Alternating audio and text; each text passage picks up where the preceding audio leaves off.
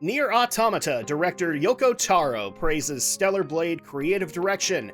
The game's graphics, setting, and characters are really a style I think Japanese gamers love.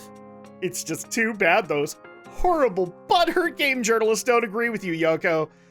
Greetings once again, my friends, and welcome back to the GNRO Minicast. I am your host, Adam Mickelson, aka Drak. I hope everybody's having an awesome day or night when you're listening to this. And once again, we are talking about Stellar Blade.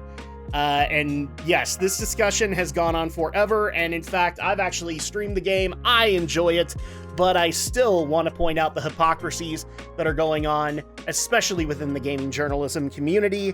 And once again, we have an article brought to us in regards to this from boundingintocomics.com, and with Spencer McCooley as the author, so let's go ahead and get into the hypocrisy, shall we?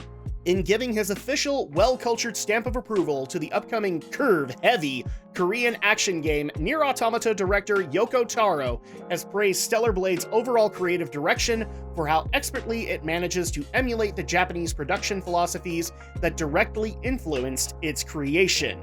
The moon-helmeted video game icon offered his compliments to Stellar Blade's artistic vision during a joint interview given to IGN alongside the game's director and CEO of its publisher, Shift Up Hyung-Tae Kim.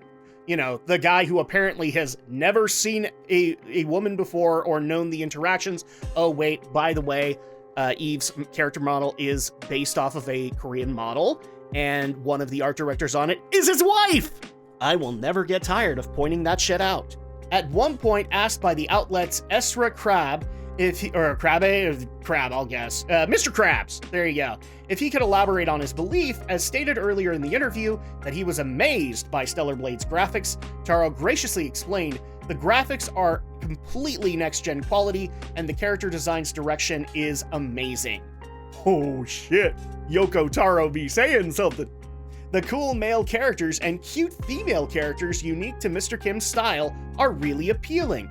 Shops in RPGs often have a close-up shot of the shopkeeper, Lily Vignette, which I don't like because I think it feels unnatural. I don't tend to like those kinds of setups either. But then again, when I want a shot, like a shop interface, I just want to see the items. I don't really care about who I'm talking to or anything like that, so I agree with him.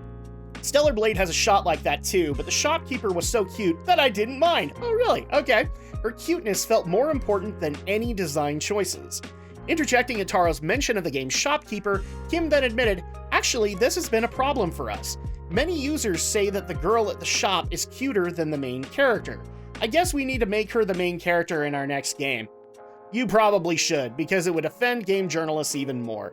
In turn, Taro assured his fellow backside connoisseur, it's just a matter of taste. Stellar Blade's protagonist Eve is really appealing too. Oh noes, Yoko Taro complimented Eve. Oh, he's gonna get it now. Alyssa Mercante is somewhere peeing her pants in rage! And nobody cares. Your art style really appeals to the Japanese audience, he added. Stellar Blade's graphics, setting, and characters are really a style I think Japanese gamers love. US gamers love too, by the way. Keep in mind, this was the most pre-ordered game in the month of April, because, quite frankly, a lot of the shit was happening. So it's not just Japanese gamers, Taro-san. If you were to show someone that has no prior knowledge, NIER Automata and Stellar Blade, I think almost all of them would pick Stellar Blade. A white-haired character like NIER Automata, like 2B in NIER Automata, is not as conventional. This is true, but I do know a lot of people that like 2B, hence why I believe 2B made it into the new Grand Blue Rising as DLC. So, I mean, yeah, 2B has appeal, but Eve, I would agree, does have more. Ostensibly finding himself taken aback by the fact that he had received praise for his work from one of his main creative influences. Oh, that's interesting.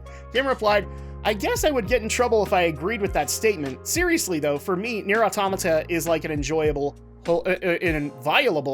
holy grace. The visuals and story are so special that it is simply not possible to imitate. Stellar Blade is Shift Up's first console title. Please see us as a cute new kid on the block. Well, game journals don't see it that way, but you know what? Considering the work that you put into it, yeah, no, you've earned your place on the block as far as I'm concerned. To this end, Crab then pressed Kim as to why, in his opinion, 2B was such a special character, to which the Shift-Up CEO opined, "From her white hair to her eye patch and her black clothes with white stitches, everything about her is appealing to me." I'll even admit, when looking at some of the stuff for 2B, like, I haven't gotten to Automata yet, because I'm still working on Gestalt, but 2B does look appealing. Just, like, that's a character that pops out, much like Dante from Devil May Cry to me, so I could see why. At the time, her character design was quite different from what was trending, but she still became beloved by many players. Now both her looks and personality, I'm guessing is what he said, have created a new stream. She had become a brand of her own, which is a real achievement, and I would agree. 2B is very well known, even to non-NIER fans like me. Like, I know the look of it. I just find it funny that a game journalist is saying, "Oh, 2B is great," when Automata was coming out, you were bashing it. You were bashing Taro as hard as you're bashing Kim now. Finding himself subsequently asked as to how he was able to come up with such an unconventional character as 2B, Taro then detailed to Crab, "In a battle action game with a sci-fi setting, a conventional character would be a male character that shoots a gun, wearing clothes reminiscent of the United States Marine Corps, but there's already Halo and other games like that.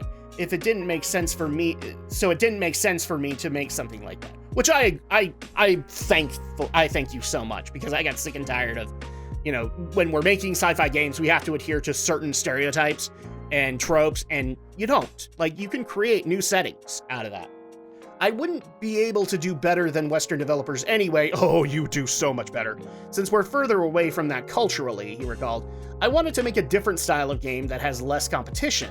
That's why we went for a sci-fi battle action game with a female protagonist clad in black and blindfolded. At the time, there wasn't anything like it, but now that Stellar Blade is about to enter the room, I feel it will soon become a crowded market." And you know what? You did the exact right thing here, Taro-san. I have no problem saying, because what you were basically trying to do, you wanted to make a battle action game, and you didn't want to be like everybody else because you wouldn't have stood out in the crowd. So guess what? You made a character that stood out in the crowd, which is exactly what you should be doing, especially in the gaming market. Finding an opportunity to return Taro's previous assurance of his work's unique quality, as this particular topic of discussion came to a close, Kim ultimately affirmed to his creative idol, "Your games are way too unique to be imitated. I wouldn't worry." I'm guessing the interviewer here was just seething the whole damn time, because Kim was probably just giddy as a schoolboy to be able to meet one of his major influences for Stellar Blade, and Taro is obviously enjoying what Stellar Blade is bringing to the table, because obviously, like, it's been a while since we've gotten a NIER game. I don't even know what Taro's working on right now, but I'm sure he's just very happy that there's something else in the medium to kind of keep that market going. At present, Stellar Blade is set to begin on April 26th, which obviously is past at this point, and if you guys don't know, I've already streamed it. I played for the first couple of hours, and I've enjoyed the hell out of it. I've only been able to play casually a few times after that, but I still have enjoyed a lot of the gameplay that I've been able to get into, so I'm very happy with what they've been able to do, and overall, once again, special thanks over to Spencer Bercouli for this article. I really did appreciate being able to see this interview and being able to see them kind of bounce off of each other. I might even see if there's like a video version, because I would just love to see the interviewer just cope and seethe on camera, because he has two people that are obviously not in the same frame of mind as the rest of IGN and other game journos are. And overall, I love the fact that Yoko Taro came out and praised this, because Taro, I'm not trying to bash the guy, but it's been a while since I think we've seen anything from him. And granted, I believe there was a huge gap between NIER Gestalt and Replicant until NIER Automata, so I'm guessing he's still working on something. But I like the fact that he actually came out and said, "No, I actually think this is good stuff," whereas maybe they wanted to bring Taro in to say, "Well, I wouldn't have done it this way, and I wouldn't have done it this way," and it almost feels like the interview kind of backfired on them. But overall, I'm very happy to have been able to read this, and that's going to go ahead and do it for me.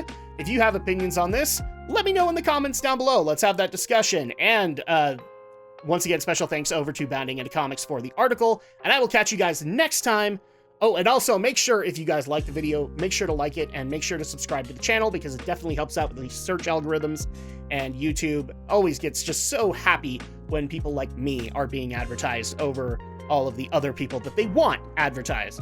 But that'll do it for me, so thank you guys so much, and I will catch you guys for the next GNRO Minicast. Until then, take care, my friends.